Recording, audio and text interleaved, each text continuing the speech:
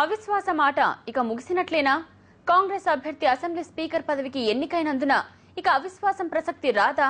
అవునని అంటున్నారు కాంగ్రెస్ నేతలు. జగన్ వర్గం ఎమ్మెల్యేలు కూడా కాంగ్రెస్ కి ఓటేసి అనర్హత నుంచి తప్పించుకున్నారు.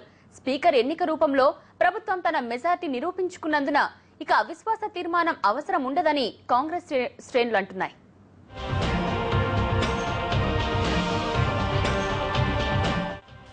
రాష్ట్ర ప్రభుత్వాన్ని పడగొడతామని టీడీపీ, వైఎస్ఆర్ కాంగ్రెస్ పోటాపోటీ ప్రకటనలు ఇచ్చాయి. టీడీపీ అధినేత చంద్రబాబు, వైఎస్ఆర్ కాంగ్రెస్ అధినేత జగన్ సవాళ్లు ప్రతి సవాళ్లు విసురుకున్నారు. టీడీపీ నేతలు అవిశ్వాస తీర్మానంపై స్పీకర్ కు నోటీస్ కూడా అందించారు. తమ సత్తా చూపిస్తామని జగన్ పార్టీ నేతలు ప్రకటించారు. అయితే అనూహ్యంగా అసెంబ్లీ స్పీకర్ పదవికి జరిగిన పోటీలో కాంగ్రెస్ అభ్యర్థి నాదెండ్ల మనోహర్ నెగ్గి సభలో కాంగ్రెస్ కున్న మెజార్టీని నిరూపించారు. ఈ పూర్వరంగంలో ఇక అవిశ్వాసం ప్రసక్తి రాదని కాంగ్రెస్ వర్గాలు అంటున్నాయి. ప్రభుత్వంపై అవిశ్వాసం ప్రకటించిన తెలుగుదేశం పార్టీ స్పీకర్ ఎన్నికల్లో అభ్యర్థిని కూడా పోటీకి నిలిపింది. అయితే కాంగ్రెస్ అభ్యర్థి విజయకేతనం ఎగురవేశారు. వైఎస్ఆర్ కాంగ్రెస్ పంచన చేరిన ఎమ్మెల్యేలు కూడా తప్పనిసరి పరిస్థితుల్లో కాంగ్రెస్ వైపుకు తల వంచాల్సి వచ్చింది. దీంతో జగన్ పార్టీ అసెంబ్లీలో చేతులెత్తేయాల్సిన పరిస్థితి ఏర్పడింది. స్పీకర్ ఎన్నికల్లో కాంగ్రెస్ మెజార్టీ నిరూపితమైనందున ఇక అవిశ్వాసం అవసరం లేదని కాంగ్రెస్ నేతలు అంటున్నారు. ఒకవేళ అవిశ్వాసంపై ఓటింగ్ జరిగినా ఇప్పటి ఓట్లే వస్తాయని చెబుతున్నారు. కానీ జగన్ వర్గం ఇందుకు భిన్నమైన వాదన చేస్తోంది.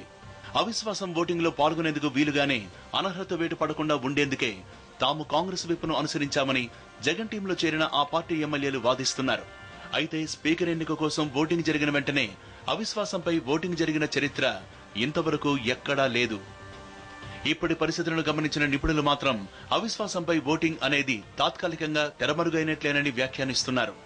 టీడీపీ గవర్నర్ను కలిసిన కోర్టుకెడతామని జగన్ వర్గం చెబుతున్నా అంతిమంగా స్పీకర్ నిర్ణయంపైనే అవిశ్వాస తీర్మానంపై చర్చ, ఓటింగ్ ఆధారపడి ఉంటుందని న్యాయ నిపుణులు చెబుతున్నారు.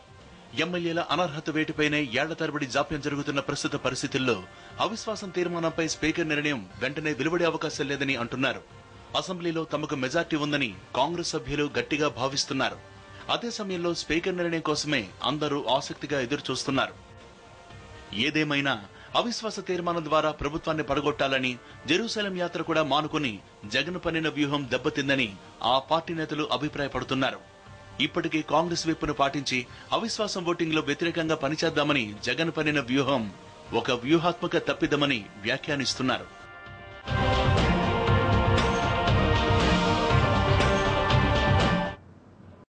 Ruchulu.com Making of Andhra Recipes.